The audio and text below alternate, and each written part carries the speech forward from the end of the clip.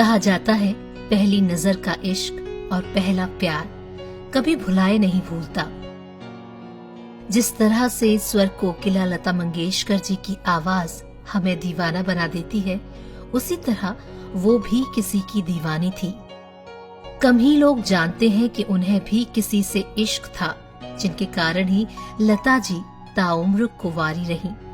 स्वर कोकिला लता जी को इश्क हुआ था एक महाराजा से, जो उनके भाई का ही दोस्त था। अगर शादी होती तो लता एक राज्य की महारानी बन जाती, लेकिन किस्मत को कुछ और ही मंजूर था।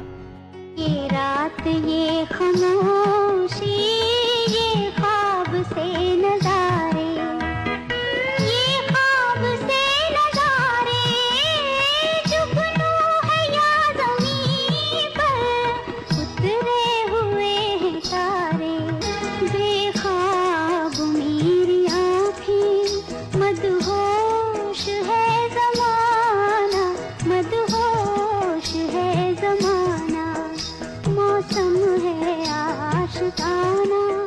कभी स्कूल ना जाने वाली लता ने अपनी जिंदगी से ही सारे सबक सीखे। अपने भाई बहनों को कभी पिता की कमी महसूस नहीं होने दी। लता जी का कहना था कि उनके ऊपर पूरे घर की जिम्मेदारी थी, इसीलिए उन्होंने कभी शादी नहीं की। भले ही लता जी अपनी जुबान से कुछ ना कहें, लेकिन इस राज के पीछे सच्चाई कुछ और ही है। बचपन में कुंदन लाल सहगल की फिल्म चंडीदास देखकर लता जी कहा करती थी कि वो बड़ी होकर सहगल से शादी करेंगी, लेकिन उन्होंने कभी शादी नहीं की। आज उनके जीवन से जुड़ी जो बात हम आपको बताने जा रहे हैं, वो शायद ही किसी को पता हो। हम बात करेंगे लता मंगेशकर की लव स्टोरी की। आइए जानते हैं कि लता जी को किससे प्यार हुआ था और उनकी शादी क्यों नहीं हो पाई। महबूब मेरे तू है तो दुनिया कितनी वसी है जो तू नहीं तो कुछ भी नहीं है महबूब मेरे। ये व्यक्ति थे डूंगरपुर राजघराने के महाराजा राज सिंह, जिनसे लता मंगेशकर बेहद प्यार करती थी।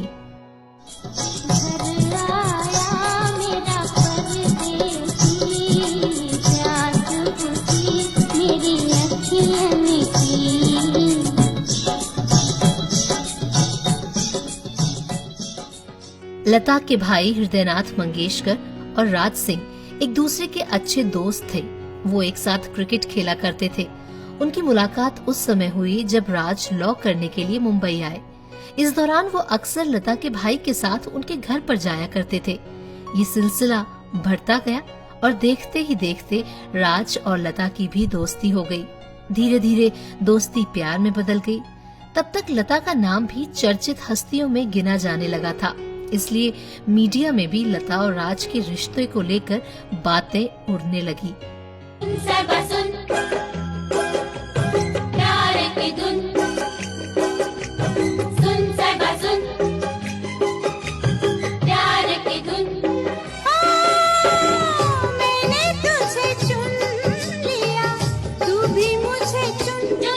सुन सुन साहिबा सुन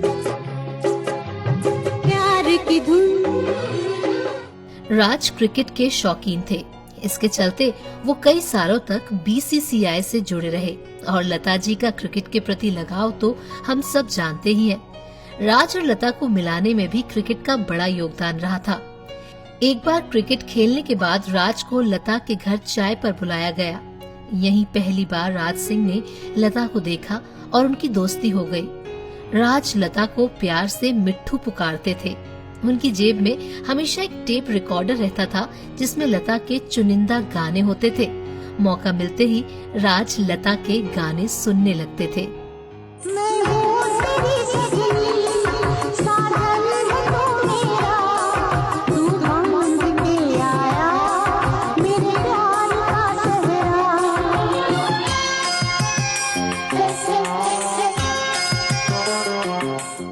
दोनों एक दूसरे से शादी करना चाहते थे, लेकिन शादी हो नहीं पाई। कहा जाता है कि राज ने अपने माता पिता से वादा किया था कि वो किसी भी आम घर की लड़की को उनके घराने की बहू नहीं बनाएंगे। राज ने ये वादा मरते दम तक निभाया। आपको जानकर हैरानी होगी कि लता की तरह राज भी जीवन भर अविवाहित रहे। 12 सितंबर 2009 को राज सिंह का देहांत हो गया और लता मंगेशकर अपने गीतों के साथ हमेशा हमेशा के लिए अकेली रह गईं।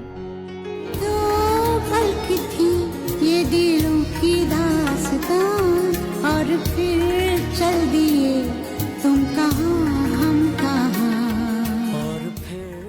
पंजाब केसरी टीवी के लिए शिवांगी परमार की रिपोर्ट।